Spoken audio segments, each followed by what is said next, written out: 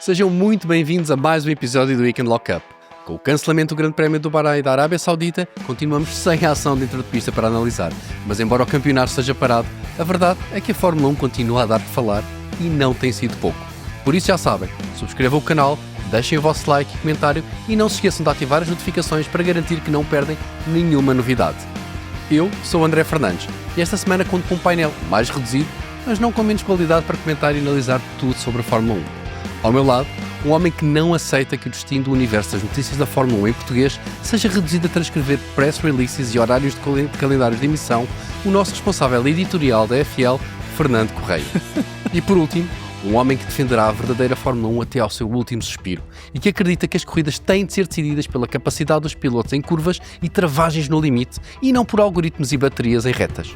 Exceto se isso significar que Charles Leclerc ganharia o seu primeiro título mundial.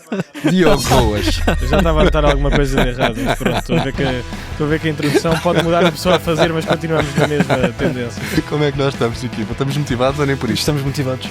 Com esta paragem toda de fim de semana, temos de campeonato, temos dado pelo menos para descansar um bocadinho? Sim, respirar um bocadinho, mas continuam coisas a acontecer, que é o mais importante. Felizmente.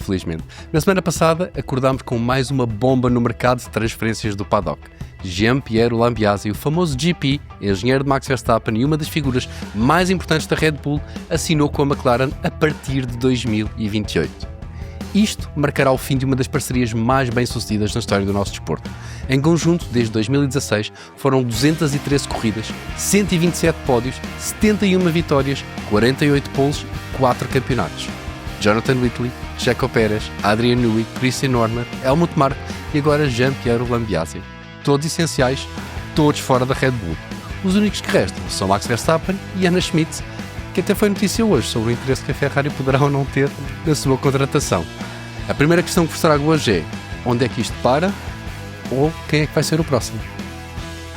Fernando. Excelente pergunta. Eu acho que quando é que isto para, eu acho que assim, as figuras que eram importantes e que efetivamente construíram a dinastia da Red Bull que nós vimos no início da era de solo, elas basicamente já saíram todas, e mesmo algumas que estavam até na primeira dinastia da Red Bull, como Sebastian Vettel. Portanto, parar eu acho que será difícil, mas talvez quando Laurent Mekies formar a sua equipa a sério, porque ele agora ainda está a lidar com muitos, não são restos porque são coisas boas, mas eu acho que quando ele formar a equipa dele isto é capaz de abrandar um bocadinho, mas Diogo, é difícil. Para ti, isto é o final de uma era ou é o final da equipa? Não, isto é, o final da era e da equipa acaba quase por ser a mesma coisa, quer dizer, isto já não é a Red Bull. Isto já não é a Red Bull de sempre, não é? Isto não é a Red Bull que foi criada. A identidade deixou de existir quando o primeiro dominó caiu. O primeiro dominó caiu no meio disto tudo. Podemos dizer, se calhar, Adrian Newey, mas é mais quando acontece o escândalo todo à volta do Christian Horner no início da temporada de 2024. É aí que as coisas começam a descambar. Saída de Newey. O ano passado, o despedimento de Horner foi mesmo o fim e a abertura destas portas todas para todas estas figuras da Red Bull, e acaba por ser também o fim da era, e não só da equipa, mas o fim da era de se calhar de uma das melhores equipas de sempre. Para mim, na minha opinião, se calhar a equipa que tem o teto mais alto que alguma vez chegou a ter, e eu acho que é uma pena, porque por um lado vai ser interessante, porque vamos ver estas peças a irem para outras equipas e se calhar outros a suceder, outros a não suceder, como é o caso de Rob Marshall na McLaren. Exatamente. Mas ao mesmo tempo eu acho que é triste vermos esta equipa que... E acho que foi a primeira vez na história onde uma equipa que ganhou tanto muda tão drasticamente em tão pouco tempo. Um autêntico coisa. Sim. Porque quando olhamos, por exemplo, a Ferrari, as peças ainda estão a cair aos dias de hoje do início dos anos 2000, e na Red Bull parece que quase de um dia para o outro, pum, a equipa mudou completamente, e Laurent Mekies tem aqui uma tarefa muito difícil para reerguer este gigante que agora vai ficar adormecido se calhar durante algum tempo. Foi demasiado sucesso, demasiado rápido? Não. De 21 para 22, de repente troca o chip, a equipa dispara de tal forma, todas as peças encaixam tão bem, tirando se calhar o segundo piloto, mas tudo encaixa tão bem, a equipa é tão mortífera que de repente está tudo demasiado bem, e portanto a única coisa que resta para discutir são problemas. E depois, por inerência aos problemas, começam-se a acumular cada vez mais. Sim, ao ponto de que no final a história toda, quer dizer, acabamos por ter um Christian Horner que se calhar segurava de um lado uma parte da equipa e por outra o escândalo que acaba por ter também acaba por afastar a outra metade da equipa. Está lá o verniz, sem dúvida alguma que está ali o verniz, e não nos temos que esquecer, acontece da noite para o dia, de 21 para 22, mas foi um processo muito longo, a equipa estava lá há muito tempo, portanto é normal que se houvessem divergências, já havia antes. obviamente houve sucesso e conseguiram trabalhar em conjunto, mas depois há coisas que não são possíveis de ultrapassar, e mesmo olhando para o que se passava dentro da Red Bull com a Helmut Marko e com o campo de Max Verstappen e com Christian Horner, é fácil ver que... E temos o fator dos egos e do reconhecimento todo a partir do momento em que uma equipa ganha e ganha é um cada vez de alta mais. pressão. Alta pressão, mas acima de tudo as pessoas querem ser recompensadas e se calhar ter cargos diferentes até uma certa altura. Eu acho que se calhar aí tocas num ponto que é interessante, que é, será que o sucesso tão grande, ou seja, acaba por, de certa forma, limitar a quantidade de exposição que determinadas pessoas com o crescimento natural que a equipa poderia ter, acabariam por ter a oportunidade, e que naturalmente a única forma de ter esse reconhecimento acaba por sair nesta saída. Eu acho que se juntou se calhar tudo ao mesmo tempo, que foi os cargos mais seniors que não tinham lugar no topo e portanto por inerência começaram a sair nas bases, e depois ao mesmo tempo o verniz estava todo no topo e de repente desaparece a estrutura toda sénior da equipa. E hoje chegamos aqui e a minha questão é, vamos assumir o seguinte cenário, que é, mesmo que num cenário miraculoso em que Anna Schmidt e estes rumores que hoje apareceram sobre a sua potencial contratação para a Ferrari não se venham a concretizar, mas temos Max Verstappen, que é a única peça que fica numa equipa inteira toda desfeita. A minha questão é, se Max sai, vamos partir deste cenário, se Max sai, a equipa não começa a dar sinais de revitalização, será que a estrutura da Red Bull olha para trás e pensa, será que não tendo equipa outra vez vamos voltar a buscar Christian Horner para ir construir isto de novo? Eu acho que isso é muito difícil de acontecer. São águas que já passaram. eu acho que essa fase já passou. Se já não houver mais nada para construir neste momento. Eu acho que a porta para o Horner já está fechada. Eu acho que sim. Eu não sei se ele voltava também, essa é a questão. Porque eu não acredito que ele tenha gostado da maneira que saiu. Mas mesmo assim, ele próprio já disse, e se calhar é aqui que está a questão dos egos também envolvida, que foi, ele disse, eu construí aquela equipa praticamente do zero, gostava que fosse a equipa dele, era o que ele queria que fosse a equipa dele, e o problema é que ele não pode ter o bolo e comê-lo ao mesmo tempo, não é? E era o que ele queria e não vai acontecer. Mas Horner voltar para a Red Bull eu acho que é muito difícil. É mais fácil de imaginá-lo que irá tentar entrar a criar uma nova equipa, ou então todas as conversas que andam à volta do fundo da Alpine para comprar aqueles 20%.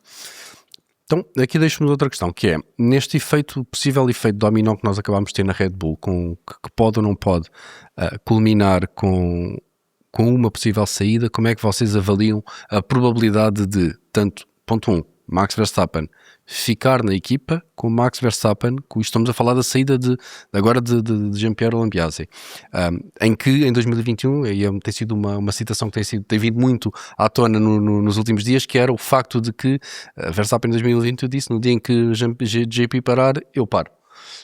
Obviamente foram circunstâncias muito diferentes, entretanto houve 4 títulos de campeões e houve muita maturidade que foi acumulada hoje em dia, mas a questão é, qual é que é a probabilidade de Max Verstappen ou continuar com a equipa e também de continuar na Fórmula 1 se a partir de 2028 deixar de contar com toda a estrutura que criou este monstro competitivo que ele é, e ao mesmo tempo não tiver hipótese sequer de ter no seu campo alguém que está tão habituado. É que desde 2016 até agora só há uma voz que Max Verstappen conheceu nos seus fones durante as corridas todas, foi de GP.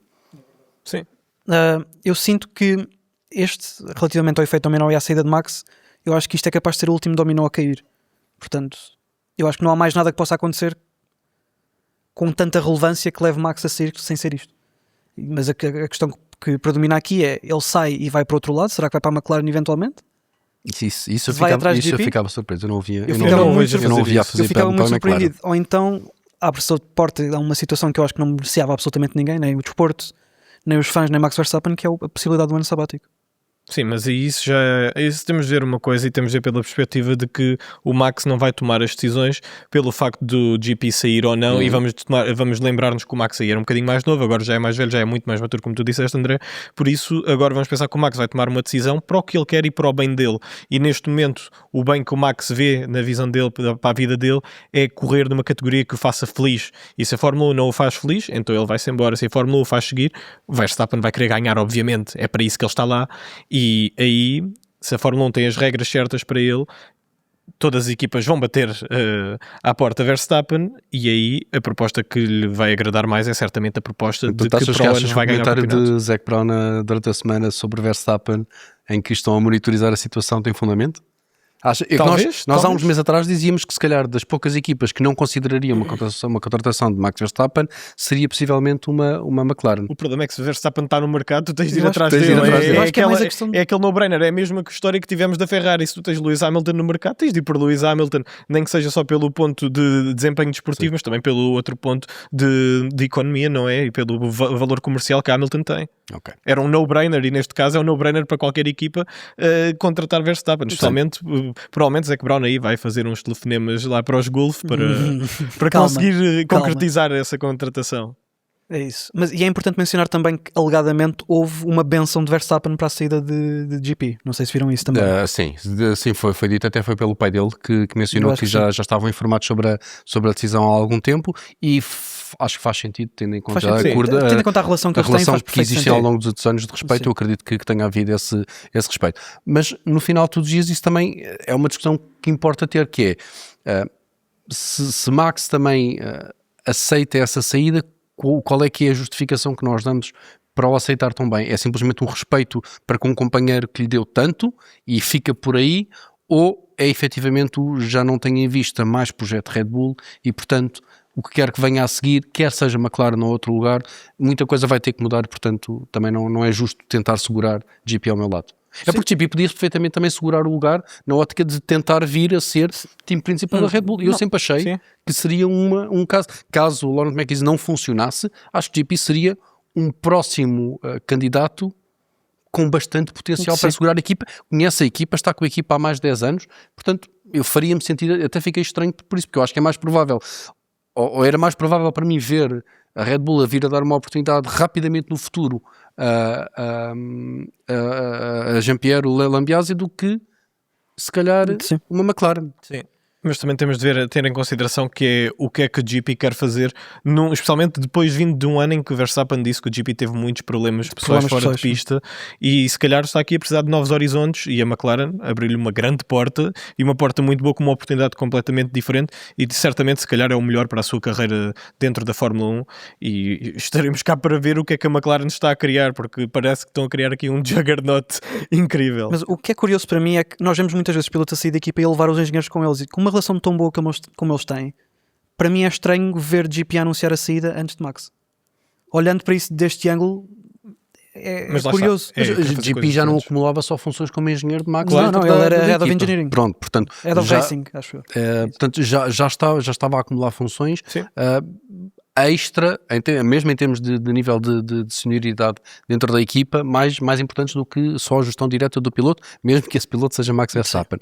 Mas eu acho que é interessante vermos isto, que é, portanto, a McLaren ao longo destes últimos anos tem andado aqui um bocadinho, enquanto a Red Bull perde peças, parece que a McLaren anda a colecioná-las, a McLaren e outras equipas, mas a McLaren especialmente. Rob Marshall, Will Courtney e agora GP. Portanto, a McLaren não está só a melhorar internamente, eu acho que acaba por estar, com estas contratações, a enfraquecer também internamente os seus principais rivais. E esse, eu acho que até é uma forma muito interessante de olhar, porque é assim que se criam dinastias. Sim. E apesar de este ano não termos visto propriamente, se calhar, a McLaren a começar com o pé direito, aquilo que nós vimos agora no Japão com Oscar Piastri a segurar um Mercedes, que foi algo que eu, pelo menos falo por mim, não estava à espera de ver logo daquela forma tão assertiva. Não sei como é que iria ser ao longo da corrida toda, ao longo dos dois stints, mas não estava à espera de ver segurado de uma forma tão eficaz George Russell, e portanto isso também acabou por deixar-nos, se calhar, um bocadinho mais, a nós e aos fãs da McLaren, um bocadinho mais descontraídos, no sentido em que a equipa não deixou de saber trabalhar e o projeto 2026 não está efetivamente amaldiçoado desde a sua gênese. E portanto a minha questão é, será que assim que a McLaren acertar com esta gestão do motor da Mercedes, disparam novamente para a frente e continuam esta quase dinastia que andam a criar já desde 2024 e ou vão prolongar ou não até 2031? Não, essa é de certa forma a pergunta mais interessante, porque a McLaren vai continuando a juntar as peças do puzzle, especialmente onde faltavam. Quando olhámos para os últimos 2 anos, onde é que a McLaren, depois de ter um departamento de aerodinâmica excelente, um motor também de top, e agora ainda mais de top, como está o motor Mercedes, o sítio onde a McLaren era mais fraca em relação aos rivais era o pitwall. era o pitwall e tudo o que se passava à volta de a nível operacional dentro de pista, e uma contratação como o GP, que vem de se calhar o que é a melhor equipa a nível operacional de sempre. Exatamente. Não vou dizer em termos de longevidade, se calhar em termos de longevidade é debatível com a Mercedes ou com a Ferrari de Todt, mas a nível de uma temporada, só se pegarmos em específico 2023, uma equipa em que estava em harmonia a nível operacional, estratégia, pit stops, piloto, ganharam tudo o que havia para ganhar, foi o quê? 19 em 22, ou lá o que é que foi. Quando vemos a McLaren agora fazer estas contratações, a dinastia parece que vai mesmo continuar a acontecer, e o mais interessante é que agora não é a Red Bull que tem de derrotar ou simplesmente ganhar o campeonato simplesmente, sem rival. Agora estão a lutar contra quem lhes fornece motores, e eu acho que isso é interessante. Obviamente que a Ferrari depois pode entrar pelo meio, mas a luta direta neste momento é a Mercedes, por isso vai ser muito interessante. Eu por acaso estou muito curioso para ver esta McLaren, e é incrível, eu volto a dizer, é um juggernaut criado completamente. Vamos só voltar 10 anos atrás e ver onde é que estava a McLaren, onde está a McLaren agora. Era surreal. A McLaren estava a vender a sede para continuar, para depois alugar. Os rumores eram que a McLaren ia deixar de ser McLaren e ia passar a ser a Audi. A Audi ia entrar pela McLaren, e agora isso não aconteceu. A McLaren continua, e é neste momento, nós temos que continuar a dizer, ok, que a Mercedes é o benchmark agora depois destas corridas todas, mas a McLaren é que é a bicampeã atual. Sim. Por isso... E há que dar as flores a Zac Brown e a Andrea Stella. Sim. Tudo. Mas aí é que falas num ponto que eu acho que é bastante interessante neste momento, é porque esta saída de GP vem como uma suposta premissa de que a McLaren quer salvaguardar a continuidade e o projeto que tem mantido neste momento, do qual Andrea Stella é um dos seus criadores, em conjunto com Zac Brown neste momento. Exatamente. E isto tudo acontece porque nas últimas notícias e rumores também aparece uma ligação neste momento da Ferrari a um suposto interesse para Andrea Stella. Pelo que sabemos, neste momento ainda foram só contactos que houve, não houve nada de estrutural até agora. Mas falaram. Mas isso é bom. Mas a verdade é que a Ferrari, não é? apesar de poder estar muito comprometida com Vassar, quando se começa a falar e quando se diz que se começa a falar, alguma coisa há de estar certamente a acontecer. E portanto a questão é como é que nós lemos estes rumores, porque qual é que será o mínimo que tanto Fred Vassar tem que fazer para que estes rumores nunca se tornem realidade, e ao mesmo tempo, será que a Ferrari com Stella seria mais forte do que uma Ferrari com Vassar? Eu acho que podemos olhar para as coisas de uma maneira diferente, e podemos pensar num mundo em que a Ferrari talvez adotasse uma filosofia similar à da McLaren, em que tem um dragão com duas cabeças, que é Zac Brown e Andrea Stella. E eu consigo ver um mundo em que Fred Vassar e Andrea Stella partilhavam algumas das suas responsabilidades nesse papel. Eu gostava de ver esse mundo, mas eu não vejo esse mundo. Eu acho que quando tu dás as chaves a alguém, não as podes tirar passado um certo tempo. E eu acho que não vejo Vassar a ser o homem que vai aceitar essa divisão de poder entre ele e Stella. E até o próprio Stella, eu acho que se voltasse à Ferrari, depois do que lhe aconteceu nos últimos anos na equipa, ele depois saiu com o Fernando Alonso quando o Alonso em 2014, eu acho que Stella, se quisesse voltar para a Ferrari depois de ter estado lá na Erador, era para ser chefe de equipa mesmo, e não era aqui a dividir funções com Vassar, era mesmo para ser ele a ter o poder absoluto na equipa, por assim dizer. Mas lá está, Vassar tem o contrato, a Ferrari deu-lhe confiança. Agora, depois do ano passado, precisa de apresentar mais resultados, porque não basta só lutar pelo campeonato em 2024, campeonato esse que só lutou por muitos erros da McLaren também, verdade seja dita. Por isso, Vassar agora começou bem o ano. O departamento da aerodinâmica, se calhar estamos a falar do carro que tem o melhor chassi do grid atualmente.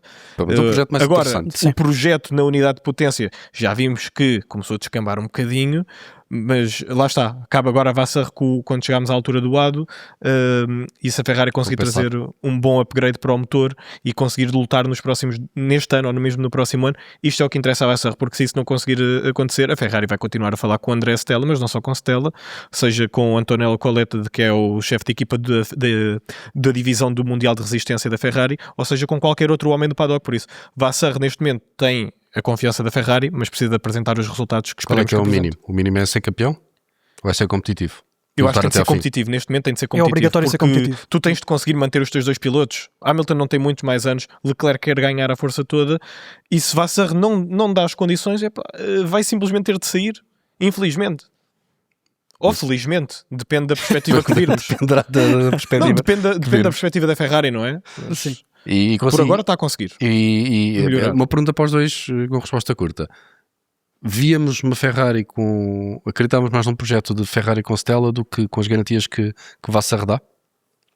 Isso é uma pergunta muito difícil de fazer. Lá está, porque Stella é o tal dragão de duas cabeças e Zac Brown também ajuda ali um bocadinho. E o facto de eles terem ido buscar as peças à Red Bull, como tu falaste há pouco em Will Courtney e em Rob Marshall, assim, são figuras de peso e obviamente que ajudam Stella. Mas eu acho que neste momento, primeiro eu acho que Stella não saía da McLaren, porque lá está, é um projeto que ele criou, ou ajudou a criar, e eu acho que Vasseur também não sai da Ferrari. Sim, eu também quero acreditar que Vasseur fica, porque Vasseur também tem feito Eu acho que a contratações Ferrari boas. neste momento tem mais a ganhar com continuidade. Talvez. Eu acho Se bem que que continuidade tem sido o problema da Ferrari a maior anos. fase de sucesso que a Ferrari teve nos últimos anos foi quando o Jean Todt ficou efetivamente na equipa de 93 até ganhar o primeiro título em 2000. Mas ganhou o título de construtores em 99. Mas foi só com mais no caso pelo menos do sucesso recente da Ferrari, deveu-se mais à continuidade do projeto do que propriamente à troca, porque desde aí para a frente, sem dúvida, mesmo com o Domenicali, ele ganha o título, mas é com restícios daquilo que é o projeto de Jean Todt antes. Sim. E portanto, e daí para a frente, todas as trocas que existiram, tivemos Team Principal, eu nunca me recordo do nome dele, aquele que começou ao meio do ano e nem sequer chegou ao final. Nós tivemos Domenicali no início do ano, Sim, depois exato. tivemos Marco Mattiacci, Que não chegou ao final do ano e saiu logo, se não estou em erro, não foi? Começou a meio e saiu, foi uma coisa qualquer assim. foi uma coisa muito bizarra assim, porque depois entra Maurizio Arrivabene, exato. que é Faz na altura também. da presidência do Sérgio Marchionne, quando entra e sai Montezemolo. Foram anos muito difíceis para a Ferrari nessa Depois a altura. seguir tens Mattia Binotto a entrar, Mattia Binotto Mas troca mas a E verdade agora é que aparece e Vasseur. agora Vasseur. assim, portanto, a continuidade é importante. Eu acho que neste momento E está-se a ver resultados. É isso, Ele está a fazer mudanças. se vir resultados, mesmo que não sejam se calhar 1 ano ou 2 anos, Sim. eu aí acho que a Ferrari ganhava mais em manter Vasseur Sim. do que numa aposta radical em Stella, e mesmo para a própria, é o que eu digo, mesmo para a própria McLaren, isto se calhar eram as melhores notícias, porque lá está, a equipa ganha, não se mexe. Sim. Já vimos o que é que acontece, especialmente com a Red Bull quando começamos a mexer. Mas pronto, passamos então agora à nossa segunda parte do nosso Weekend Lockup, com a nossa pit crew. Esta semana tivemos muitas questões, felizmente, portanto, malta, já sabem, todos aqueles que nos enviaram imensas questões continuam-nos a fazer, nós vamos tentar sempre fazer uma seleção e tentar responder ao número máximo de questões que conseguimos por episódio. Portanto, a primeira questão que eu tenho nesta, que veio diretamente do Instagram do Carlos Gonçalves, disse o seguinte: e se tivessem de alterar algo nos carros atuais, o que seria? Uma para cada um. Eu acho que vamos todos dizer a mesma coisa, não é? Vamos todos dizer a mesma coisa, não é? Não, eu quero ouvir vocês os dois. Vai, eu conto até 3. Queres começar? 3, 2, 1. Unidade Bateria. de potência. Bateria. Olha, Unidade de potência. tu Palavras diferentes, mas juntas vai- tudo na mesma Tem de coisa, ser, está bem. tem de ser o motor. Pronto. Tem de ser um motor. Eu É acho um que já motor. explicámos o suficiente nos outros episódios. Portanto, toda a gente. Depois vou juntar aqui duas perguntas que tivemos porque falam um bocadinho da mesma coisa. Ok. A primeira veio do nosso Alex Price no YouTube, e a outra veio do Martim Paiva, e ambas mencionam Kimi Antonelli. Primeiro eu digo as duas perguntas, depois respondemos porque acho que ambas estão interligadas, que é, o Alex disse: na vossa opinião, qual é a probabilidade atual de Kimi Antonelli vencer um campeonato de Fórmula 1 nas próximas 2 épocas? E ao mesmo tempo o Martim Paiva dizia: será que Kimi Antonelli é capaz de manter a liderança do campeonato de pilotos? Eu acho que as duas podem jogar uma a uma. Portanto, 2 anos, nos próximos 2 anos, Kimi Antonelli ganha um campeonato, e se é capaz de segurar já, se calhar este ano, esta liderança que tem. Assim, Era engraçado se ele conseguisse, mas eu acho que ainda é muito difícil. Obviamente que o mais impressionante do Antonelli é a velocidade que ele tem e o resto vai começando a ganhar, mas, por exemplo, uma grande dúvida que eu tenho no Antonelli é no combate roda a roda. Já vimos este ano com o Adjar, que não correu lá tão bem, o ano passado também teve uns pequenos incidentes com o Leclerc e outros pilotos, mas o Antonelli mostra a velocidade, acima de tudo, que é o mais importante.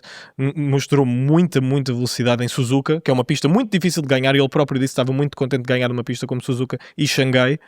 Por isso, eu acho que sim, pode, mas se tivesse de dar uma probabilidade neste momento, eu podia dar uma resposta à Max e dizer 50-50, mas eu vou dizer eu vou dizer que é 30% de chance de conseguir ganhar isto Nos 2 anos ou neste ano? neste ano. Neste ano. No próximo ano, se calhar já aumentava mais um bocadinho, mas eu ainda tenho muita confiança em George Russell, não o vejo a baixar a bola, como se calhar baixou neste último fim de semana, porque o fim de semana de Xangai ainda tem uma certa tolerância dos pequenos problemas que teve na qualificação.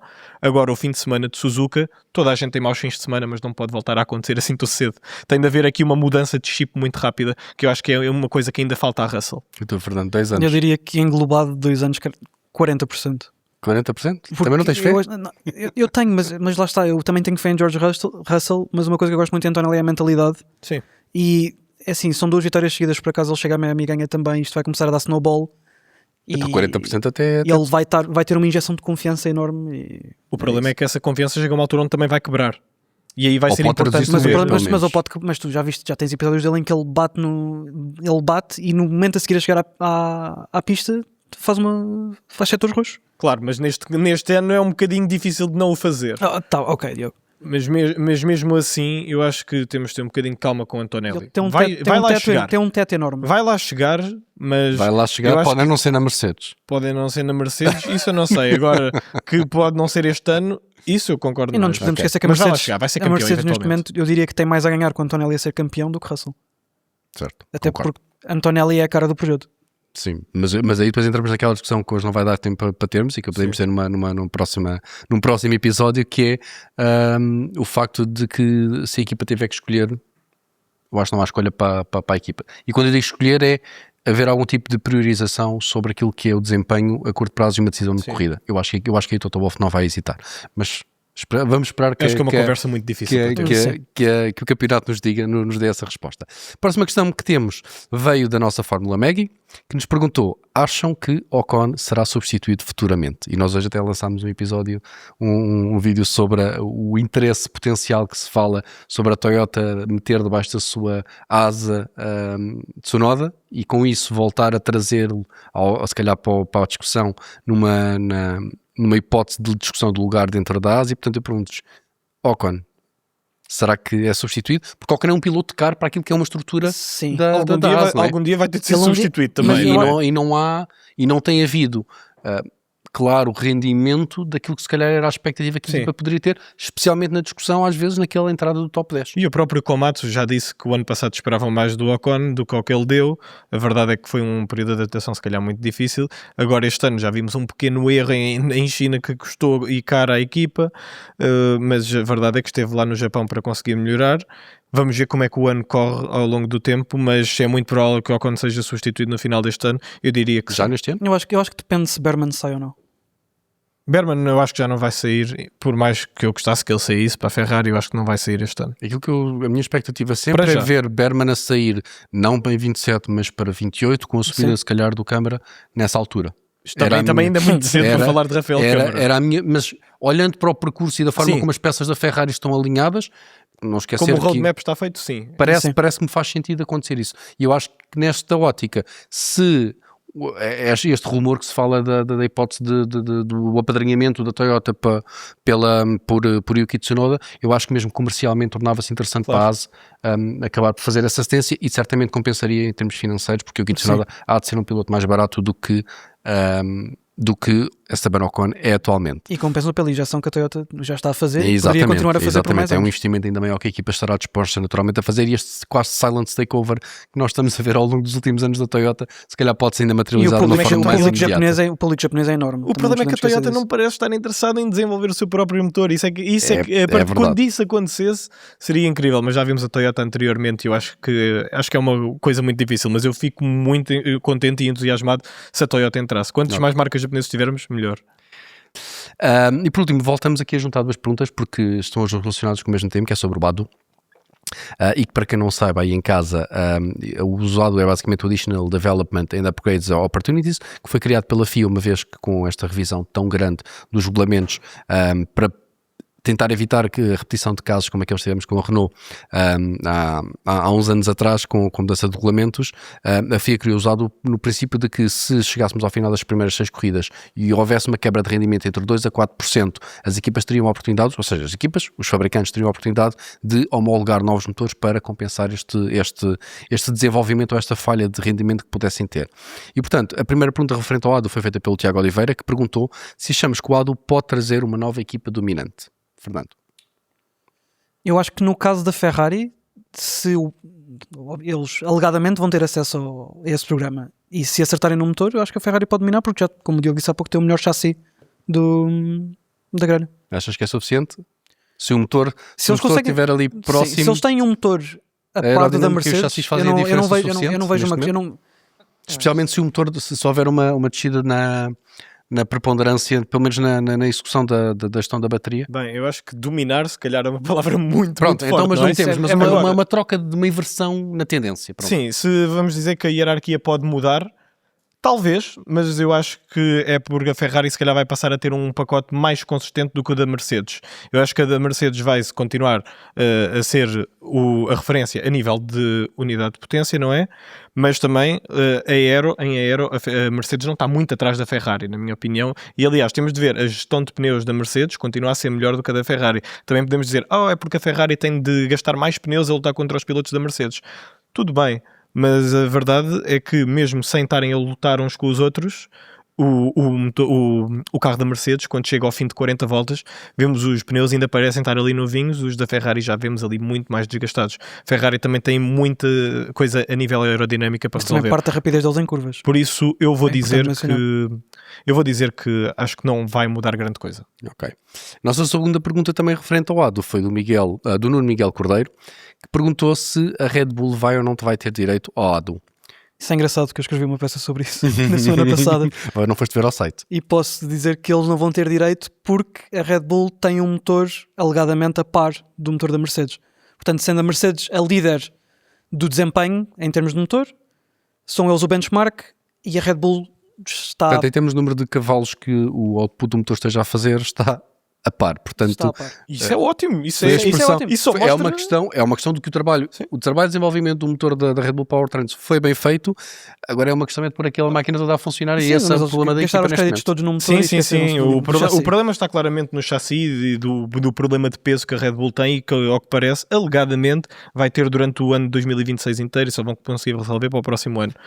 Mas mesmo assim, não vamos tirar os créditos à Red Bull e à equipa de Lauren Mackey. Obviamente que o projeto da Red Bull Powertrain foi montado por Horner, não é? Não nos vamos esquecer disso. Se calhar aqui a sentirem um bocadinho a falta do gênio que montou isto tudo.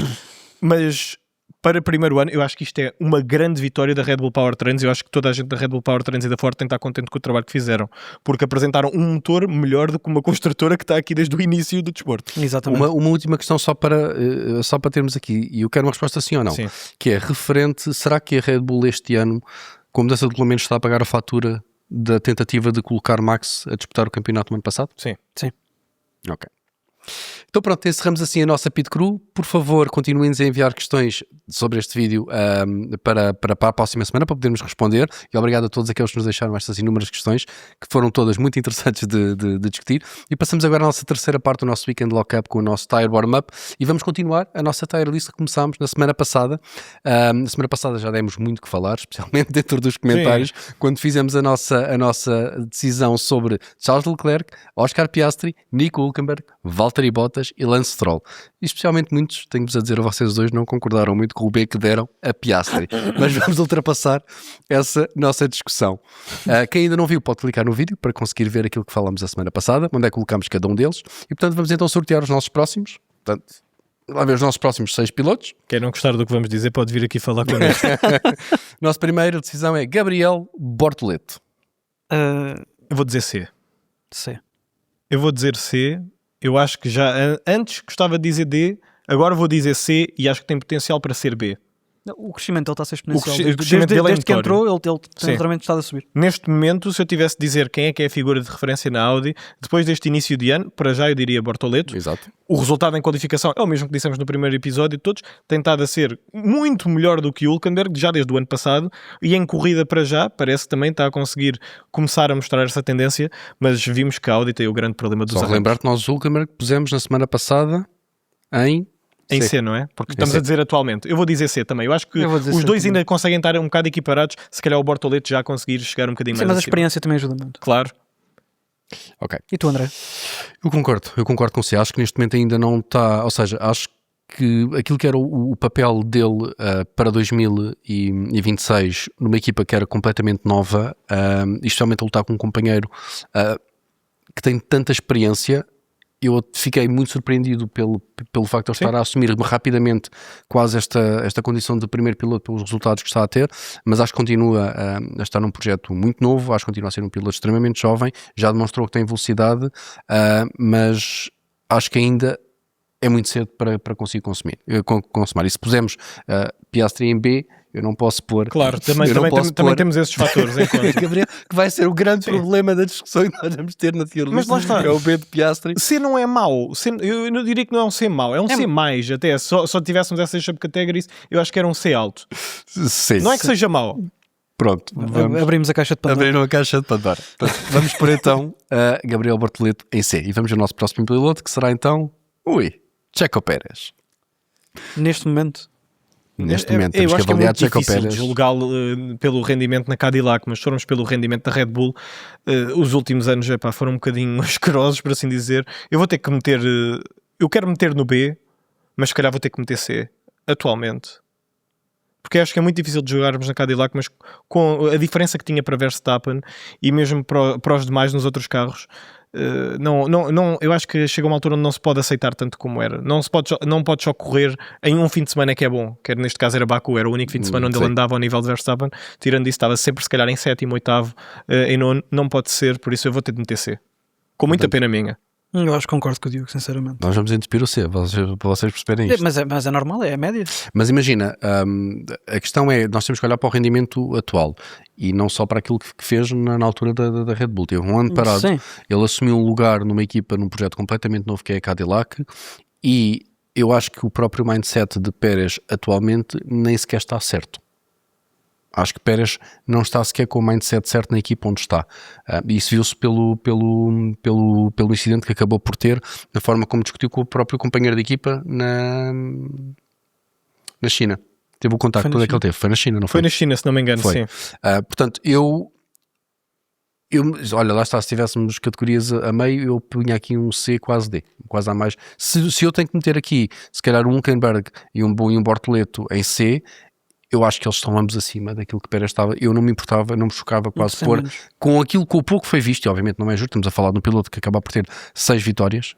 E teve um ano fora, é muito difícil de conseguir julgar. Pronto, também. mas eu se tivesse que olhar para aquilo que neste momento Pérez está a demonstrar, eu acho que o D não chocaria a ninguém. Vocês acham que o D é demasiado mau para isso? Na ordem dos nossos pilotos todos da tabela. Tendo em conta as categorias que nós temos, eu acho que D já era um exagero. Eu continuo a dizer, eu vou metê-lo no C, especialmente porque também metemos o Bottas no C, se não estou em erro. Por isso eu vou dizer que é por aí. Tudo C? Sim. Então pronto, aceitamos então o C para Sérgio Pérez, e o nosso próximo piloto é, vamos do 8 para o 80, Kimi Antonelli. Queres começar, André? Agora podes começar tu, sim, também já está na altura de começares tu. Eu diria que Kimi Antonelli vem com uma carreira fenomenal, vem com muita promessa, vem com muita velocidade, falta-lhe experiência, o mindset está lá, não chega obviamente para um S, mas acho que é um sólido A. Sim, eu concordo. Sim. Era exatamente isso que eu ia meter. O S ainda está muito longe de chegar lá, mas o A eu acho que ele merece o A, e aqui se calhar já estou a ser um bocadinho também branda, a dar-lhe já o potencial que ele já mostrou, porque lá está, falta-lhe neste momento é a consistência que não vimos o ano passado, especialmente na temporada europeia, e também lhe falta melhorar muito a nível de maturidade na roda a roda. Depois disso, eu acho que não tinha um A menos, se calhar. Mas não temos o A menos. A ressabe é mais. Mas não temos o A menos. Aliás, nós teoricamente nem temos nenhum A, porque o Leclerc ficou entre o A e o S. Mas isso, se calhar, isso aí foi culpa da produção. Isso foi culpa da produção. Não sei o que é que aconteceu, mas ele ficou ali parado. Isso foi culpa da produção, porque tivemos 2 A's e 2 S's para o Leclerc, e 2 B's e 2 A's para o Piastri, e ele acabou no B, por isso. Claro, claramente. Pronto, então assumimos todos e concordamos. Tu dirias o A menos, mas aceitas o A pelo menos. Pá, é o líder do campeonato. É o líder do campeonato, sim. Pronto. Com algum mérito e alguma sorte, mas os campeonatos também são feitos disso. O nosso próximo nome é Lando Norris. Também é um A. E agora também é um A. Queria ver. Também é um A para mim. Não podes meter Norris na mesma tier que o... Quer dizer, de certa forma até que podias meter, mas eu vou dizer A. Eu acho que Norris para mim já mostrou que quando psicologicamente está lá e não está completamente fora dela, como foi no início do ano passado, para mim é um sólido A. Não vai chegar ao S, na minha opinião nunca vai chegar ao S. Acho que não tem o nível para poder estar no S, mas é um sólido A, não é que seja mau. É um ótimo tier, e estamos a falar de um piloto que conseguiu ganhar o campeonato porque foi excelente, foi preciso, não teve piedade quando precisava. A tua expressão imagina, a tua expressão foi clutch, é o nosso campeão mundial. Não chega para o meter sequer no S. Não, para mim não. Atualmente. Atualmente não. Nem se o ano passado confortável, se calhar com o carro, se calhar se... Mas isso cara vai ser um bocado polémico, mas eu vou dizer que ele foi um campeão que não... Foi bom, foi o melhor, mas convenceu? Não se trata de convencer, trata-se de ser campeão, Sim, não é? Foi campeão, ao fim de contas é isso que importa. Agora, o que me interessa não me interessa Verstappen na equação do ano passado, o que me interessa é Oscar Piastri. Sim. Oscar Piastri teve aquela diferença abismal depois de Zandvoort, não conseguiu capitalizá-la no final das contas, não é? Foi melhor que Piastri, para mim, trata-se simplesmente daquelas corridas dos Estados Unidos e de corridas como o México e Interlagos que acabaram por cimentar o pesadelo de Piastri no final de 2025, e foi aqui que Norris teve acima de tudo. Nós vimos os comentários, eu aqui vou responder um bocadinho ao comentário que eu vi no YouTube, onde como é que podíamos estar a meter o Piastri no B, quando o Verstappen também teve corridas que acabou atrás de pilotos de D-tier, mas não se trata disso, trata-se que Verstappen, neste caso, acabou à frente do companheiro de equipa dele nessas corridas, e Piastri acabou a 30 ou 40 segundos atrás do companheiro de equipa que ganhou corridas. Não pode julgar quer dizer, se fosse julgar por aí também terias de fazer a comparação se calhar com o Russell quando fica para trás. Mas, André, eu acho que correr em ar limpo é completamente distinto. Faltou a haver uma diferença de 100 pontos entre Piastri e Verstappen. Não, mas tudo bem, isso ainda é mais escandaloso. Alucinante. Acaba por ser mais escandaloso. Mas o problema é que Piastri não ficou só 30 ou 40 segundos atrás e ficou em segundo, André. Trata-se que ficou fora do pódio em muitas destas corridas. Certo, mas aí tivemos a diferença também do carro a meio da época que quebrou um bocado a confiança. Eu acho que tudo misturado tornou o Piastri extremamente frágil e roubou-lhe aquele edge inicial com que ele estava. Mas é o que eu digo. Isso foi mas era um edge inicial ou era Norris que estava fora do jogo dele? Não, eu acho que Piastri vai demonstrar este ano, e nós vimos já este fim de semana, já há 2 ou 3 fins de semana, quando lhe derem um carro a sério, eu acredito que Piastri vai ser, aliás, a forma como ele ataca no Grande Prémio do Japão e a forma como ele está a segurar a posição, mesmo se calhar sem ter um carro já tão competitivo como os Mercedes, eu acho que demonstra aquilo que é o pedigree que Piastri tem, e eu aí acredito que aquilo que aconteceu o ano passado não se volta a acontecer, mas às vezes é preciso ter um ano mau para mudar muita coisa. Eu espero que isto tenha ajudado psicologicamente, porque era muito fácil ele ir abaixo, mas pelo que mostrou no Japão ele parece estar cá. Vamos só lembrar de uma coisa relativamente a esse fim de semana de Japão. Norris teve vários problemas ao longo dos treinos, não teve quase nenhum tempo em pista, por isso também vamos take it with a grain of salt quanto à performance do Norris, mas nada a tirar a performance do Piastri nesse fim de semana. Eu acho que Piastri também consegue estar nesse nível, obviamente, mas a consistência que me mostrou no final do ano não foi suficiente, por isso Norris A, o Piastri continua no B para mim, não vou mudar a minha opinião. E o Norris é A, pronto. Então o Norris fica então em A. Sim. Portanto, vamos então ver, temos mais 2 pilotos para fazer hoje. Franco Colapinto, e eu isso... Não existe um D mais D. Pronto. É o D, desculpem argentinos, perdão, mas é o Colapinto, eu acho que todos nós assumiríamos o D, sem qualquer dificuldade. E por último, eu vou pedir, nós não vamos ter muito tempo a alongar-nos quanto a isto, mas Carlos Sainz. Eu acho que não existe um B mais B. Para mim tem de ser um A. Não estava à espera. Não estavas à espera? Não estava à espera, mas fiquei surpreso. Porque já não é colega Não se trata disso. Vamos só dizer assim o seguinte de Sainz. Sainz tem um nível que pode ser alto, mas nunca vai estar entre os melhores. Só isso. Sainz é um ótimo piloto, mas nunca vai estar entre os grandes. É só isso. Eu estava preparado para ter uma discussão, apesar de não termos tempo, mas não tenho nada para apontar. Vou concordar contigo. Acho que é um piloto que não sei se foi fruto da carreira, mas sempre demonstrou extrema qualidade, especialmente no tempo em que esteve na Ferrari, foi extremamente competente, e acho que pôr no A é mais do que justo, não só com a carreira, como estamos a falar de trouxe 2 pódios ao Williams o ano passado, nas poucas hipóteses que teve, e portanto eu acho que este ano também não será a hipótese, que é o problema teve um início abismal também. Se tiver hipótese, acho que Sainz vai capitalizar, se era suficiente ou não para ser campeão mundial, se fosse o primeiro piloto preferido de uma equipa, também tenho as minhas reservas, mas eu acho que surpreende, mas no bom sentido, portanto, e o nosso último... Aliás, o nosso último não, o Sainz já foi o último, éramos só 6 hoje, portanto já temos aqui a nossa listagem de pilotos para esta semana, digam-nos se concordam aí nos comentários ou não, ou quem é que trocariam no outro sentido, e eu entretanto, chegamos agora aqui ao final do nosso episódio, mas como ainda temos um bocadinho de tempo, eu trouxe aqui uma surpresa que não partilhei com o meu painel, para tentar distrairmos aqui umas reações genuínas, e então trouxe um jogo de preferias, 4 afirmações de preferias, 2 para cada. Portanto, eu peço-vos que sejam sinceros, ok? Não precisam de justificar muito. Vamos começar com o nosso Diogo. O primeiro preferias. Portanto, preferias, Diogo, que Charles Leclerc ganhasse 8 títulos mundiais de seguida, mas estes regulamentos ficavam para sempre, ou então as baterias eram banidas de Fórmula 1 já, mas Charles Leclerc nunca mais ganhava uma corrida, até podia ganhar alguns sprints e ter poles todos os fins de semana, mas nunca mais ganhava uma corrida. Poles e sprints podia ganhar, mas fim de semana, corrida, grande prémio ao domingo, nunca mais. Mas as baterias desapareciam amanhã. Bem, a FIA vai conseguir resolver os problemas destes motores. Vamos meter umas colunas nos carros e Leclerc vai ser então o Octa. O Octa campeão. Ok. Que vergonha. Sacrificar. Tu não tens mesmo vergonha na cara. Se na história da Fórmula 1 tu não tens vergonha. Se na história nenhuma. da Fórmula 1 Leclerc não for campeão, é uma história muito triste e eu não vou permitir que isso aconteça. Not under my watch. Vais tu lá. Vais tu.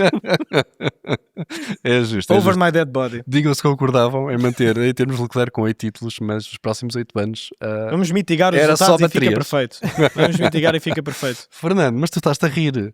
Mas agora tenho uma aqui para ti, que é: preferias que Hamilton ganhasse o seu 8º título, mas a Mercedes nunca mais ganhava um, ou a Mercedes ganhava os próximos campeonatos, mas Hamilton nunca mais sobe ao pódio? Essa é difícil. Ele tem de subir ao pódio de vermelho. Já subiu uma vez. Sim, mas tem de continuar, tem de ser mais e tem de ganhar de vermelho. Portanto, Hamilton ganha o 8º, mas a Mercedes nunca mais ganha uma corrida, ou... Eu acho que nós temos de fazer o que já era suposto ter acontecido e Hamilton tem de ganhar o 8º. Mas a Mercedes nunca mais ganha um título. De construtores ou de pilotos? Um título. Os dois não ganham mais nada. Títulos, não há mais títulos para a equipa. Quanto é que estás disponível por sacrificar? Já percebemos que o Diogo sacrifica tudo na Fórmula 1 pelos 8 do Leclerc. Foi uma carreira muito boa de Lewis Hamilton. Continua a ser a melhor carreira de sempre e a Mercedes... Mas preciso de uma resposta. Eu sei. Hamilton não vai mais ao pódio. Hamilton não vai mais ao pódio e a Mercedes já tem pódio. Continua a ganhar. Já é quem tem mais pódios, que mais vitórias, mais voltas rápidas, mais... Diogo, Leclerc reformou-se. Sim. Porque o negócio dos gelados dele deixou-o multimilionário. Ele não precisou mais de correr, nem quis. Okay. Reformou-se. Não existe Leclerc na Fórmula 1. Ok. Preferias que a Ferrari voltasse a ser campeã porque Hamilton carregou a equipa ou porque Sainz tinha voltado à escuderia e fez a sua melhor época de Fórmula 1 de vermelho ao peito? Porque Hamilton ganhava. Ok. Tem de ser. Se não dá, tens de ir para tens de respeitar a grandeza de quem entrou no desporto. Não. Não vamos falar mais sobre isso. Corta. Fernando, o nosso último preferias. Chegamos à última corrida de 2026 e o título está dividido entre Antonelli e Hamilton. Preferias o último título de Hamilton ou o primeiro e único título de Antonelli? O último de Hamilton. Ele vai dizer o último de Hamilton. Era óbvio. O último de Hamilton. Naturalmente. Não há ninguém aqui sentado que preferia o primeiro e único de Antonelli, não é? Nós queremos ver Antonelli a fazer mais. Da mesma maneira que queremos ver. Eu preferia ver o Antonelli ser campeão, mas isso é outra história. Está bem, mas a cena é que ele ganhava e acabava, ou o Hamilton tinha o 8º. Desde que ele fosse o campeão mais novo de sempre, é o que me interessa. Não, o Hamilton com 8 títulos, acho que não havia ninguém chateado aqui neste painel. Eu chateava. E pronto, dizíamos que concordavam com estas decisões do nosso painel. E portanto, assim chegamos ao final do nosso episódio do Weekend Lockup. Obrigado a todos os milhares que semana após semana têm comentado e se têm juntado a nós para construir aquilo que tem sido não só a maior comunidade, mas também o melhor podcast de Fórmula 1 em Portugal. Para a semana já teremos a nossa Leonor de volta, ou pelo menos esperamos nós. Mas até lá não se esqueçam de subscrever, dar um like e ativar as notificações para garantir que não perdem nem mais um conteúdo, nem mais um episódio da nossa parte. Por isso, da nossa parte, obrigado a todos por se juntarem a nós e até à próxima semana. É fiel? Alto!